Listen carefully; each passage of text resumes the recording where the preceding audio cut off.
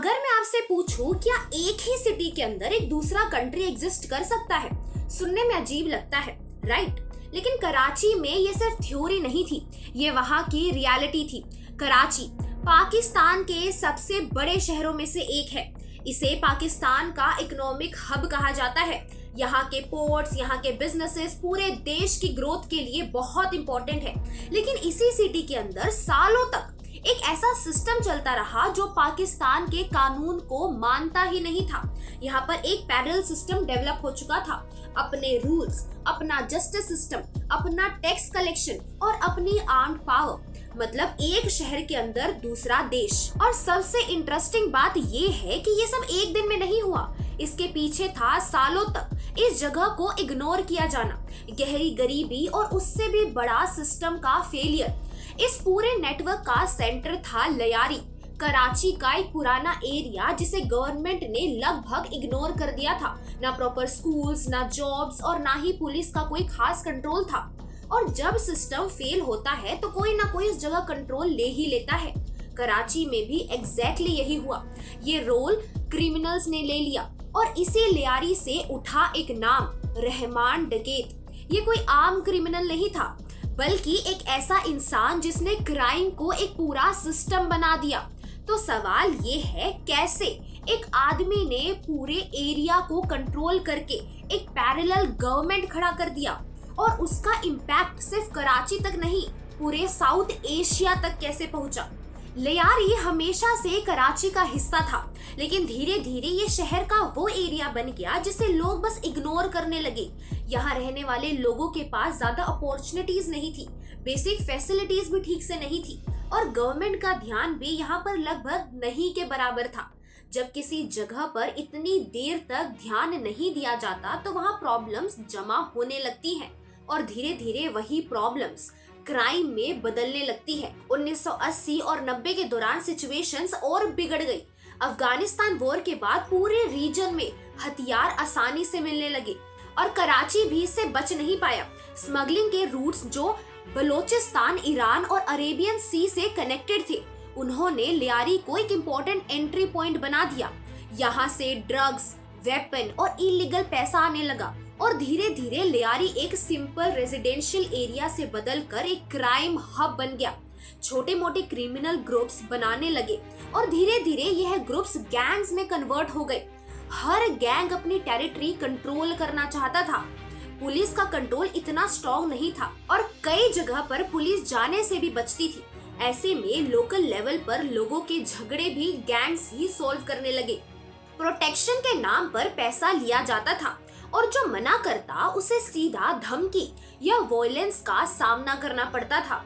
धीरे धीरे सिचुएशन इतनी एक्सट्रीम हो गई कि लियारी एक ऐसा एरिया बन गया जहां गवर्नमेंट का कंट्रोल लगभग खत्म हो चुका था और असली पावर गैंग्स के हाथ में चली गई थी। इसी माहौल में बड़ा हुआ एक लड़का जिसका असली नाम था अब्दुल रहमान बलोच, लेकिन आगे चलकर लोग उसे रहमान डकैत के नाम से जानने लगे। उसका बचपन बिल्कुल आम नहीं था। छोटी सी उम्र से ही उसने अपने आसपास जुर्म को रोज होते देखा था। यहाँ जिंदगी का एक अलग ही नियम था, या तो तुम मजबूत बन जाओ या फिर दूसरों के दबाव में जियो। धीरे धीरे रहमान ने भी इस दुनिया को समझना शुरू किया। जब तक वो जवानी तक पहुंचा, तब तक लियारी में उसकी पहचान एक निडर लड़के के रूप में होने लगी थी। लेकिन रहमान सिर्फ एक और गैंग का हिस्सा बनकर रहना नहीं चाहता था। उसकी सोच थोड़ी अलग थी। जहां बाकी लोग सिर्फ ताकत दिखाने में लगे थे, रहमान पूरे तरीके को समझ रहा था। धीरे धीरे उसने अपने लोग जोड़ने शुरू किए।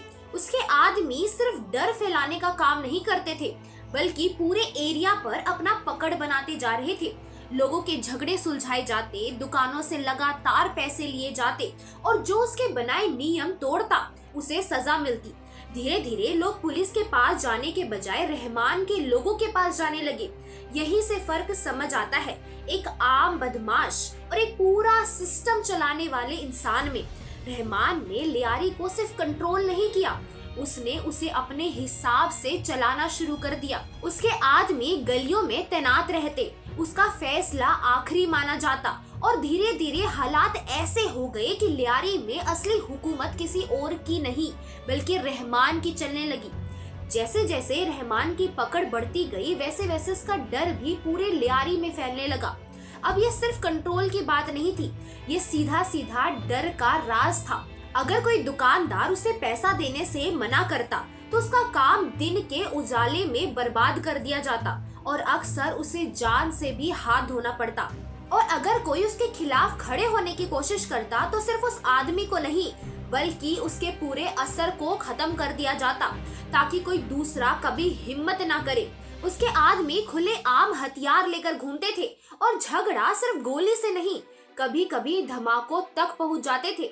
एक वक्त ऐसा भी आया जब लियारी की गलियों में ऐसे हमले होने लगे जहां एक पूरी सड़क को घेर लिया जाता, दुश्मन को बीच में फंसाकर ऊपर से गोलियां चलाई जाती और ये सब इतनी देर तक चलता रहता जब तक सामने वाला पूरी तरह खत्म ना हो जाए। पुलिस कई बार कोशिश करती थी बीच में आने की, लेकिन इतनी तेज फायरिंग होती थी कि उन्हें पीछे हटना पड़ता था। धीरे धीरे ये बात सबको समझ आ गई कि लियारी अब पुलिस के कंट्रोल में नहीं है।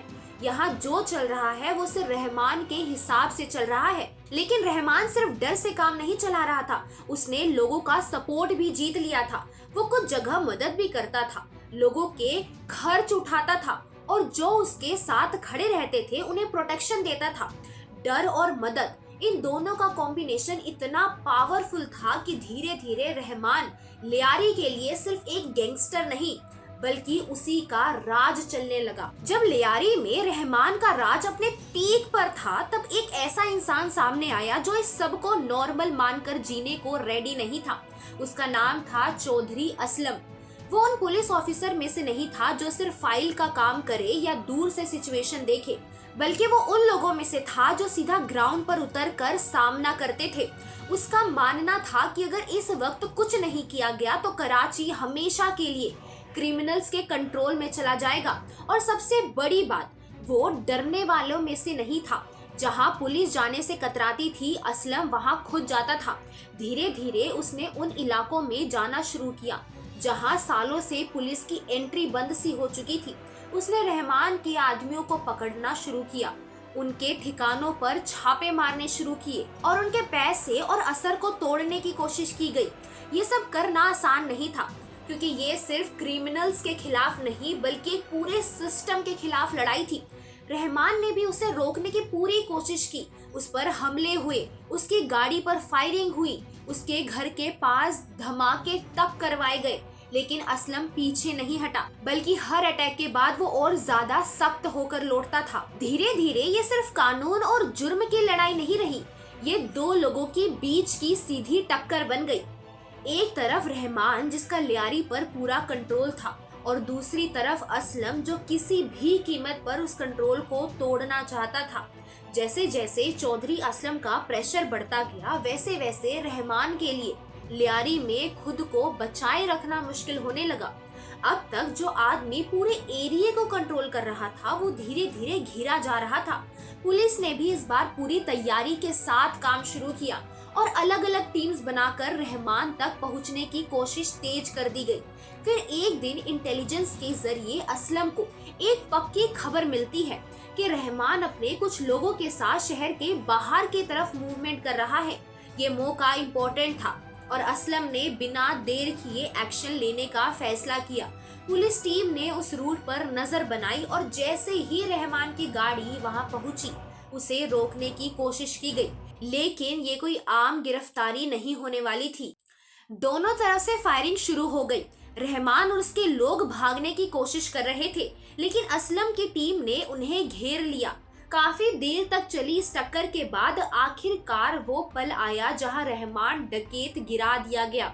एक ऐसा नाम जो सालों तक लियारी में डर क्या दूसरा नाम बना रहा, उसका अंत हो चुका था। ये सिर्फ एक गैंगस्टर की मौत नहीं थी, बल्कि उस सिस्टम के लिए सबसे बड़ा झटका था जो इतने सालों से चल रहा था। रहमान की मौत के बाद एक पल के लिए लगा कि शायद सब कुछ ठीक हो जाएगा, लेकिन असल में यहीं से एक नया फेज शुरू हुआ। जिस सिस्टम को उसने इतने सालों तक कंट्रोल करके रखा था वो अब टूटने लगा, लेकिन पूरी तरह खत्म नहीं हुआ। उसके जाने के बाद उसके ही लोग अलग अलग ग्रुप्स में बट गए और धीरे धीरे ये ग्रुप्स एक दूसरे के खिलाफ खड़े होने लगे। लियारी की गलियां जो पहले एक आदमी के कंट्रोल में थी, अब अलग अलग गैंग्स के बीच जंग का मैदान बन गई। फायरिंग, धमाके और खुलेआम हमले अब और ज्यादा बढ़ गए और आम लोग सबसे ज्यादा पिसने लगे। कई दिनों तक लोग घरों से बाहर निकलने से डरते थे क्योंकि कब कहां से गोली चल जाए इसका कोई भरोसा नहीं था। लेकिन इसी बीच एक और बड़ा चेंज आया। इस बार सिर्फ पुलिस नहीं बल्कि पूरा सिस्टम एक्टिव होने लगा। गवर्नमेंट पर प्रेशर बढ़ने लगा और धीरे धीरे सिक्योरिटी फोर्स ने ज्यादा सख्ती से एक्शन लेना शुरू किया।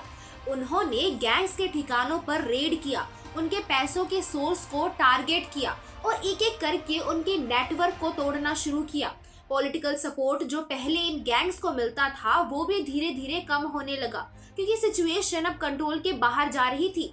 धीरे धीरे यह पूरा स्ट्रक्चर जो कभी एक पैरेलल सिस्टम की तरह चल रहा था, अंदर से गिरने लगा। ये प्रोसेस आसान नहीं था और ना ही एक दिन में हुआ, लेकिन ये क्लियर हो चुका था कि लियारी का वो दौर जहां गैंग्स ही सब कुछ तय करते थे, अब धीरे धीरे खत्म हो रहा है। लेकिन ये कहानी सिर्फ लियारी या कराची तक सीमित नहीं थी। धीरे धीरे ये बात समझ आने लगी कि ये पूरा नेटवर्क सिर्फ एक शहर का प्रॉब्लम नहीं था, बल्कि इसका असर बाहर तक जा रहा था। स्मगलिंग के रूट्स जो समुंदर के थ्रू चल रहे थे, उनका कनेक्शन दूसरे देशों तक था। ड्रग्स, हथियार और इलीगल पैसा, ये सब सिर्फ कराची में नहीं रुकता था बल्कि आगे भी बढ़ता था। और इसी वजह से ये पूरा सिस्टम धीरे धीरे एक बड़े सिक्योरिटी कंसर्न में बदलने लगा। इसी दौरान इंडिया ने भी अपनी सिक्योरिटी को लेकर काफी बड़े चेंजेस किए। कोस्टल एरियाज पर नजर बढ़ाई गई, इलीगल पैसे के फ्लो पर रोक लगाने की कोशिश हुई और ऐसे नेटवर्क को तोड़ने के लिए एजेंसी ज्यादा एक्टिव हो गई। ये सारी चीजें एक साथ होने लगी जिससे बाहर से भी प्रेशर बढ़ने लगा और अंदर से भी सिस्टम टूट रहा था। कुछ लोग ये भी मानते हैं कि इस दौरान कई ऐसे स्टेप्स लिए गए जो ओपनली कभी सामने नहीं आए, लेकिन उन्होंने इस पूरे नेटवर्क को कमजोर करने में रोल प्ले किया। इस बात का कोई ऑफिशियल प्रूफ नहीं है, लेकिन टाइमिंग इतनी इंटरेस्टिंग है कि सवाल जरूर उठते हैं। एक तरफ अंदर से गैंग्स टूट रहे थे, दूसरी तरफ बाहर से प्रेशर बढ़ रहा था और तीसरी तरफ गवर्नमेंट भी फाइनली एक्शन ले रही थी। शायद इन सब का कंबाइंड इफेक्ट था कि कराची का वो दौर जहां एक पैरेलल सिस्टम चल रहा था धीरे धीरे खत्म होने लगा। लेकिन आज भी एक सवाल वैसे का वैसा ही खड़ा है कि क्या ये सब सिर्फ अंदर के चेंजेस की वजह से हुआ या फिर कहानी में कुछ ऐसे चैप्टर्स भी हैं जो कभी सामने ही नहीं आएंगे। शायद इसका सच हमें कभी ना पता चले, लेकिन एक बात क्लियर है, कराची की असली कहानी किसी भी फिल्म से कहीं ज्यादा कॉम्प्लेक्स, ज्यादा डार्क और ज्यादा बड़ी है।